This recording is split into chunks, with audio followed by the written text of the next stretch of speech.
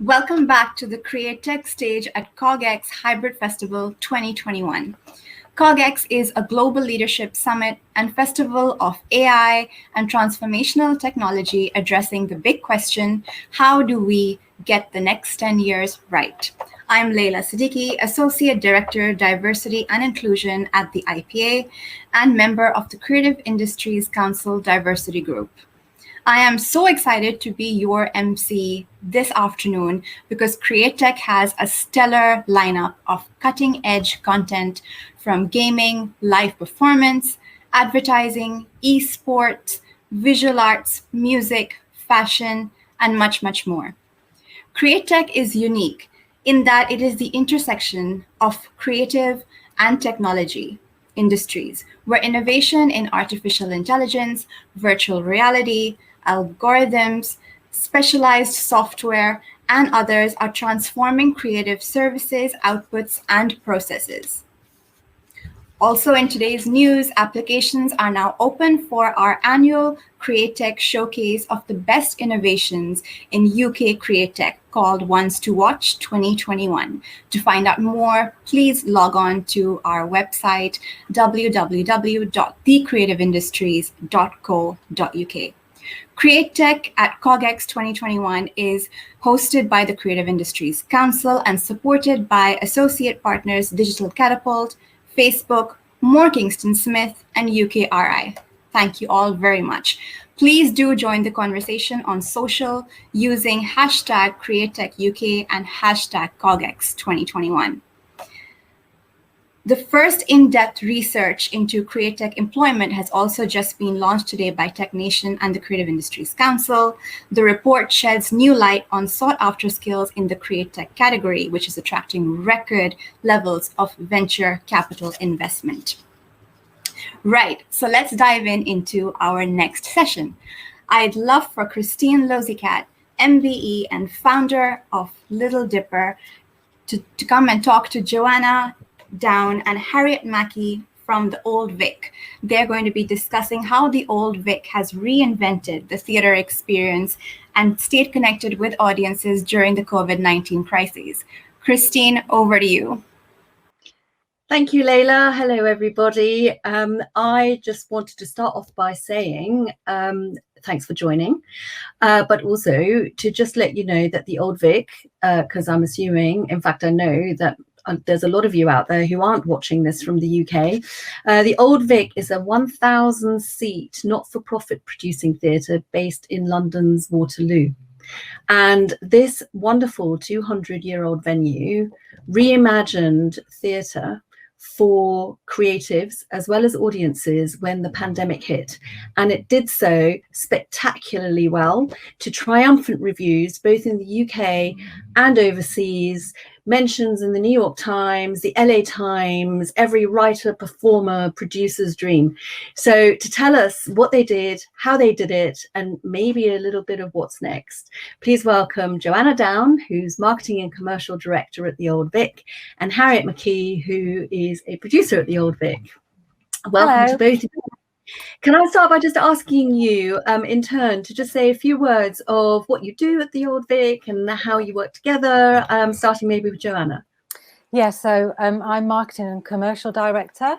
I've been at the Old Vic for about 5 years and I oversee the marketing, communications, digital, data, design, brand evolution functions for the Old Vic. Okay, big portfolio. Harriet. Yeah. Hello everybody, I'm Harriet Mackie and I'm the producer at the Old Vic, and I joined the Old Vic in October 2019, so I had a few months before lockdown hit, but I have essentially been the producer of the in-camera series and I'm now very much looking forward to making some work for live in-person audiences as well. Wonderful.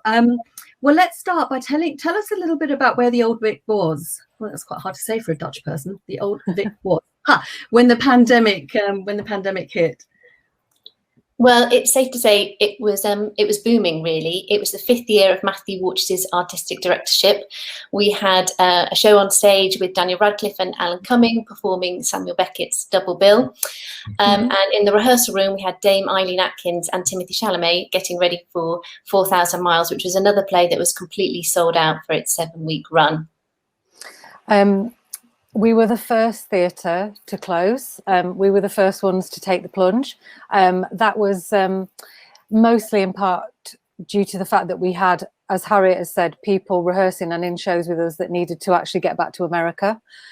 We made that decision before the government officially closed theatres, so that was a really hard decision for us to make. They were advising people not to go to the theatre, but weren't closing the theatres, so that was quite complicated for us. Following that decision, our income dropped 90% overnight. As you mentioned in your intro, we are a charity. We also don't receive any regular public funding like many other theatres. So literally it stopped. But through the generosity of our staff, the furlough scheme, we were able to basically cut expenditure by about 66% within the first month of closure. So that was our focus at first, certainly. And what we did is take our first steps into digital very gently with the Samuel Beckett double bill. There were 2 weeks of audiences left who couldn't see the show, but we got in touch with Digital Theatre, another streaming platform where you can watch archive recordings on demand. And essentially we put up a recording that we would have done for archive purposes only from a first preview on Digital Theatre's website. And we were able to offer it exclusively just to those audiences who had already booked but were unable to come. And we did this, one, because we wanted them to see the show and not be disappointed, but it also gave us the opportunity to say, please don't ask for a refund. Obviously, you can have one if you want one, but if you donate any part of your ticket, or hopefully your full ticket, you will have exclusive access to watching the show. And actually 86% of the 1,800 bookers did that, which we were really amazed about. Wow, that's wonderful. How great. So how did Lungs get to be the first show? Well, do you want me to just say about once we'd kind of dealt with what we were going to do about the show that was actually on at the time, we then obviously turned our attention to what we were going to do. And so we needed to address a couple of things. We needed to fundraise because, as I've said, our income was massively cut. We also needed to maintain engagement with our supporters, many of whom, of course, make a financial contribution to us every year. And usually for that financial contribution, they get something in return. And then, of course, also, we wanted to stay connected to our audiences, not just so that we could continue to present work, but also we were very aware that people were isolated in very difficult circumstances during the pandemic. So we wanted to maintain a connection with those people, just for people to still have culture in their lives. And we also wanted to be able to employ staff and freelancers. And so basically that is when the idea for the in-camera was born. And that was announced in May 2020. And then the first performance was of Lungs, as you've mentioned, which was in June. And Lungs came to be the first play that we did for two reasons. One, because for anybody that doesn't know, Lungs is a very beautiful play by Duncan Macmillan, and we had it at the Old Vic at the end of 2019, starring Claire Foy and Matt Smith, who were reunited after working on The Crown together. And they were about to go to America to perform at BAM in Brooklyn. So they had the words in their heads because that's exactly where we got cut off just before going there. And I would say 2 days after the lockdown happened, Claire Foy texted Matthew Walters and said, look, we should do something with Lungs. We're ready. What could we do? What could we do digitally? And Matthew was very nice, but also said, we don't have time to think about this now. And I can't even get my head around what that would be. So we sort of took the idea very nicely. And then Matthew sort of percolated it on a little bit. And essentially, Matthew came up with the idea of in camera, and he wanted it to be live, not recording, not us putting out archive recordings, which we were doing as well, but this was something very different. It was live. He wanted it to be scratchy. He wanted it to feel like people tuning in thought it could go wrong at any moment, like theatre does sometimes. He wanted it to be on Zoom because he wanted to lean into the fact that we were all suddenly knew the language of Zoom, knew what the windows looked like, knew how to join a Zoom. And what he wanted to do was put the empty seats of the auditorium, as Christine said, we have 1,000 seats. He wanted those empty seats to be the background of the show. So it had an emotional connection to the audience as well, going, look, you're not here. There's no one else here. You are watching this. And we actually capped the number of people who could buy tickets at first for Lungs at 1,000. So it was a very exclusive offer. And we needed to keep costs really down. So they had 2 days in rehearsal because we were offered no insurance for COVID. So everything we did, I say scratchy on every level, wasn't it, Jo? Yeah, it really was. Yeah, it was quite scary. I think there was a lot of fear, but yeah, we absolutely basically tried to galvanize, and we were all heading for the same. We had the same point, which was, of course, survival, and so that's what we all focused on. And yeah, luckily, I think we were fortunate that Lungs was our first foray into the in-camera series, because it was a known play with known people, so that was absolutely to our advantage. But that didn't make the technology any less scary, or us making it happen any less scary. So tell us a bit about that then. How did the technology work? Well, it was a huge undertaking for the staff that were working. As Jo said, we were very grateful to the furlough scheme from the government, but we had a very small team of people who were all working, and we all had to learn new skills. I've never produced something remotely from my kitchen table, from just a laptop, not going into the theatre. All of our staff had to learn new skills. On our head of stage was on one of the cameras that we use, our deputy head of Alex on another camera, having no camera experience before. Our brilliant sound team started doing vision mixing again for the first time, and we had lots of conversations about how we could make it work again as simply as possible. So it's a 2-3 camera setup at most from the start, and as I said earlier, the relationship with Zoom was really important, so we were very lucky to be able to be put in touch with Zoom, and they actually offered us for free a sponsorship of the webinar package, which meant that we could control people coming in and out, which was one of the things that we wanted to do. And also so the feeds from the cameras are, I mean, and I didn't know any of this before, so this is a totally new thing. The feeds from the cameras are mixed in a software called OBS, and then they were essentially fed into Zoom. As Harriet said, it was all totally live, so there was no editing, there was no delay. A really important thing for us was that we live captioned and audio described every single performance, so that we were able to essentially remove any barriers that people may have previously had to actually attend in the physical space. So we were really, really proud to do that. The broadcast communication is managed by my team, but it was a very skeleton team because the majority were on furlough. And so we were responding to customer questions in advance. The Q&A document we created is huge. We were on social media, plus then the Zoom in function Q&A facility, which was really, really, I mean, that was incredibly helpful to be able to communicate with people right there and then once they were in the stream. And that's actually another point. Harriet and I have had a lot of discussions with other platform providers, but one of the key elements for us about maintaining that relationship with Zoom, I mean, there were many reasons, but one of the key one was the customer service we were able to offer via the Q&A function. So that was, that was really, really great for us. Harriet also mentioned that we limited tickets. We started at 1,000. As we became more confident with the offer and with the series, we did increase that. So the most tickets available per performance was 5,000. And that was partly, we could have sold more. But one of the main reasons for keeping that limited is the fact that we were a team of literally 4 people dealing with 5,000 people entering a Zoom. Yeah, so we like physically could not manage any more people. So this, and it was really important to us to maintain that level of customer service. This was an Old Vic endeavour, and we wanted people to have the same experience that they have when they visit the Old Vic. They have a level of expectation of us, and that does not change just because it's online.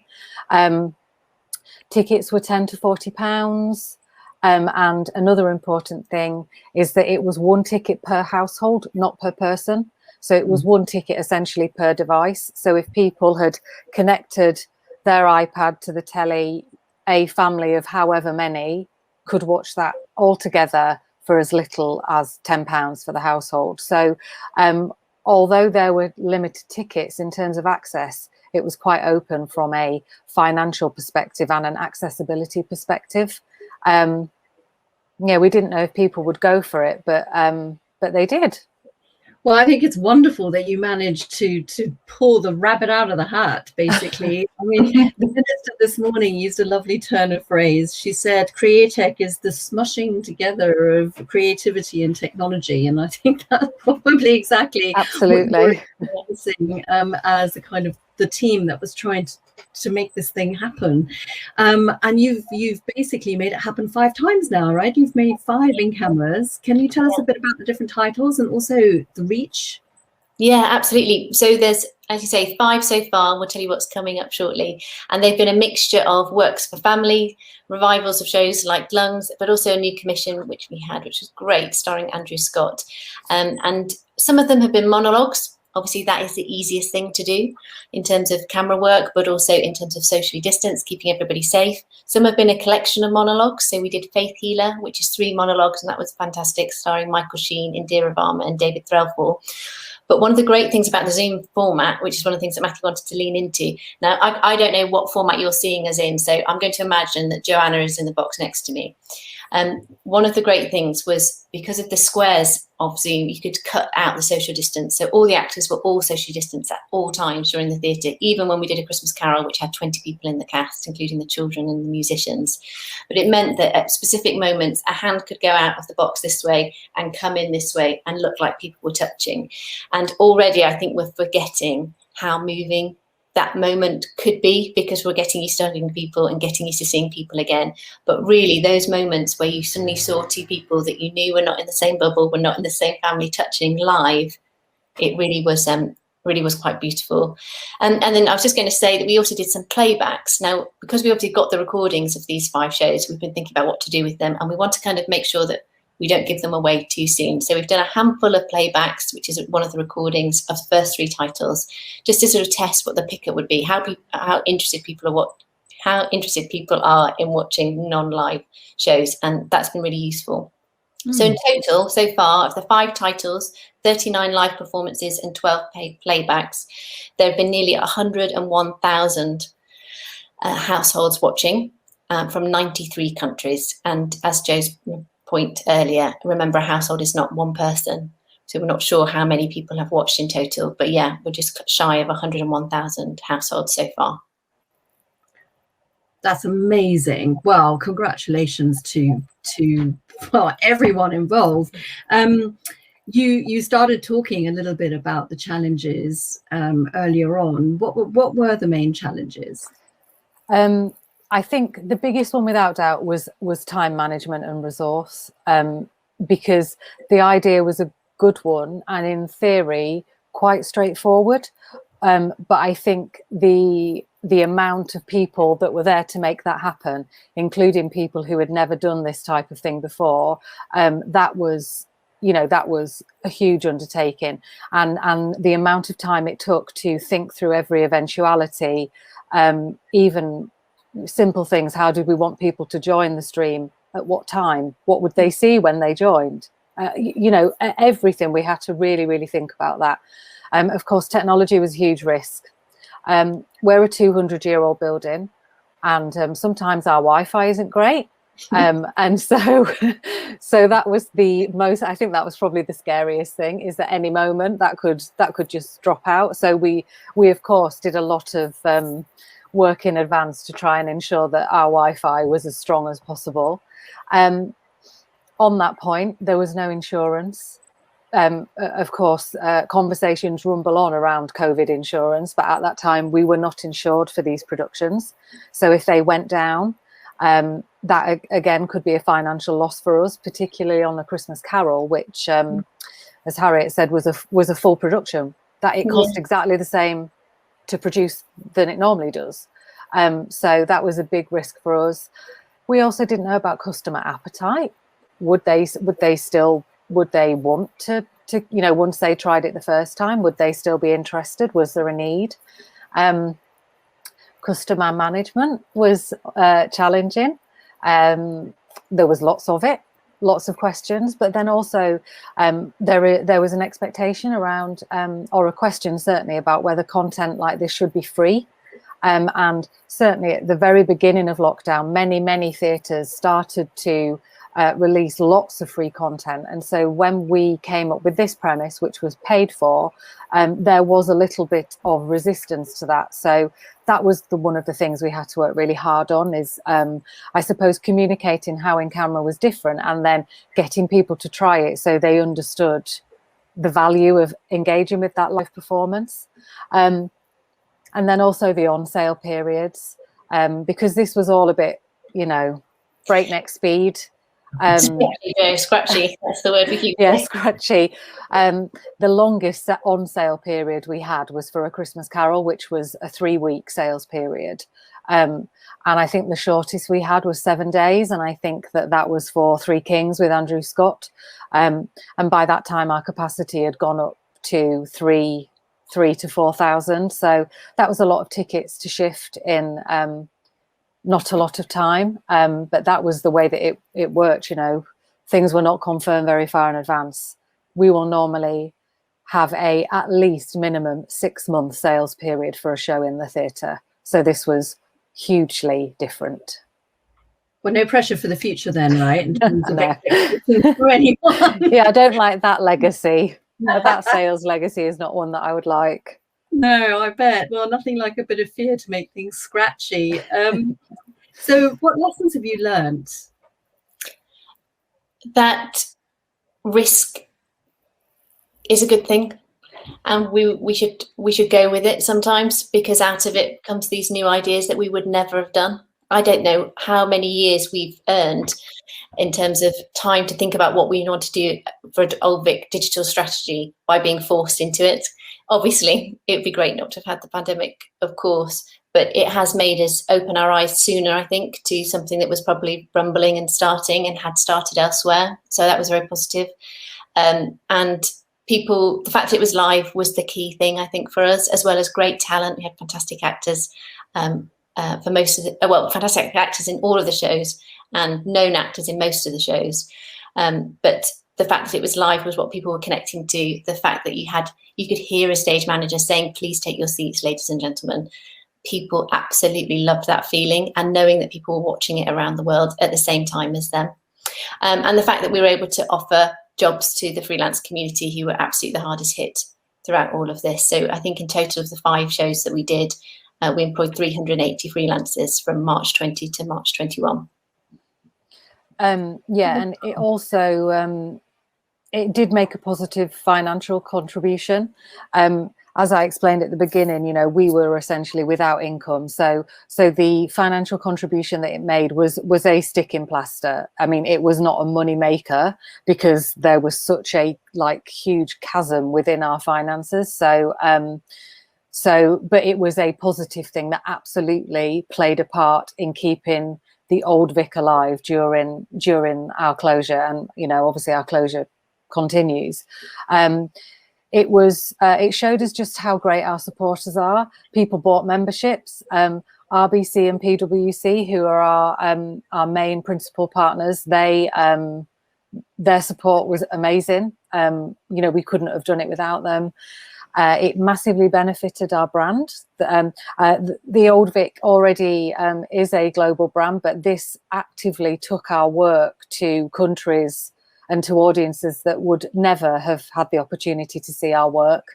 And I think it also helped present our industry in a really positive light, because we were resilient and we were there and we adapted. And so I think that it also was really beneficial to arts and culture in general, in terms of showing what our industry can do, even in extreme circumstances. Yeah, and the model, I suppose, it's absolutely been reliant on the generosity from all parties. This was a group of people coming together to firefight, to help save. So we had really generous people who maybe donated some of their time, didn't claim royalties. People worked on an agreed fee for every week. Every single person working on the project got the same fee. So this is a model that is not finished. It's not a commercial model, but it is the start of something for us to start thinking about and to build on. And I was just finally going to say on this point that the best thing that I learned was how collaborative this industry can truly be. Like how much we were able to share with partners, potentially competitors around the world, about what we'd just learnt, ringing people to say, this is what we did last night, this is how we did it, this is how you could do it. And then those people coming back to us to say, oh yeah, we've tried it now, have you tried doing this? So I would say Jo and my weeks when we were not working on this and sort of firefighting for the building was absolutely all about sharing around the world, particularly America, Australia and Europe, I'd say. Wow, amazing. So what next? Well, we just started rehearsals today for our 6th in camera, which is Harold Pinter's The Dumbwaiter, and that stars Danny Mays and David Thewlis, directed by Jeremy Herrin. And what we want to do is have a gradual return for audiences coming back into the Old Vic, not just in case there was a delay to the full reopening of theatre, which unfortunately you will have seen has happened, but also because we wanted to continue this feeling of experimenting with digital. So for this time, for this in camera, for Dumbwaiter, it will be an in camera as usual, except there will be a live studio audience who will be socially distanced. And that audience are sort of like a TV audience. We've either given tickets away or they're £10 and you come to watch the recording, the filming, the live stream of the play. So that feels exciting and we'll see what we learn about that. And then following on from that, we've got a big new co-production with Emma Rice and Wise Children, which will be our 7th in camera. This one will be more fully realised production, a bit like A Christmas Carol was. So there'll be 5 weeks of normal performances for live audiences. And then the 6th week of the run will be for a digital in-camera performances. And what we're going to do is just put a couple of links in the chat now because tickets are available for both of those shows. Hopefully you've got longer to sell them this time. Yeah, we have had a little bit longer. Yeah.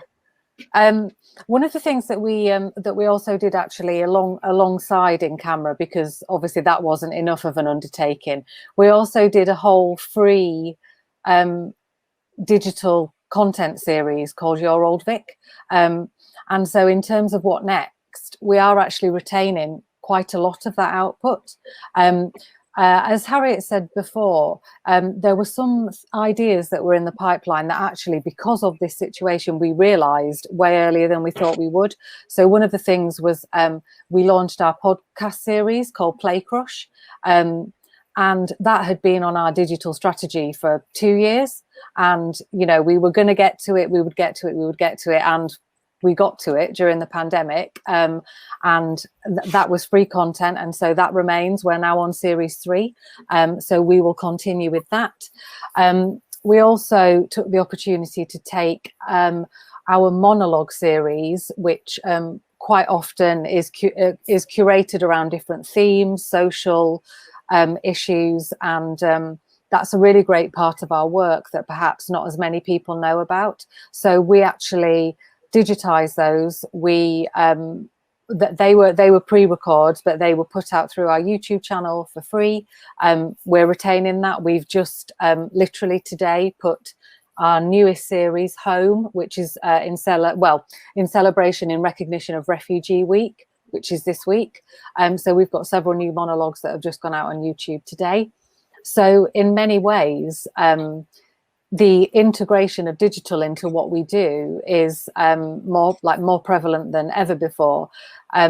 With the in-cameras, we think it will remain in some way.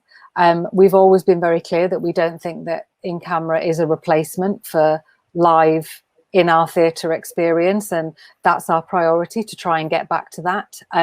But we hope in-camera will feature in some way throughout our seasons as we reopen and start to rebuild and recover. So certainly a lot of those elements are here to stay. And amazing. Go on. Sorry, Christine. I was just going to say 3 things, just following on from Jo's point about the sort of social mobility of the theatre and what digital has allowed us to do, which we would never have been able to do before. So along with giving free tickets away along with giving free content away and charging for tickets, we were able to give free tickets away to some of the shows. So we gave away 2,400 tickets to care homes across the UK for a Christmas Carol. And some of the photos that we got back from that were pretty special, of everybody watching that on big screens. And also, one thing we always do for Christmas Carol, because this was the 4th time we did a Christmas Carol, is have a local charity partner, and whoever plays Scrooge at the end says, please give some money to this local charity in the buckets to sort of carry on the message of the play. And we weren't sure how that would work with the digital version of A Christmas Carol this year, but what we did is have sort of Red Nose Day style text messaging options, so people could text £5 or £10 at 2 points during the show.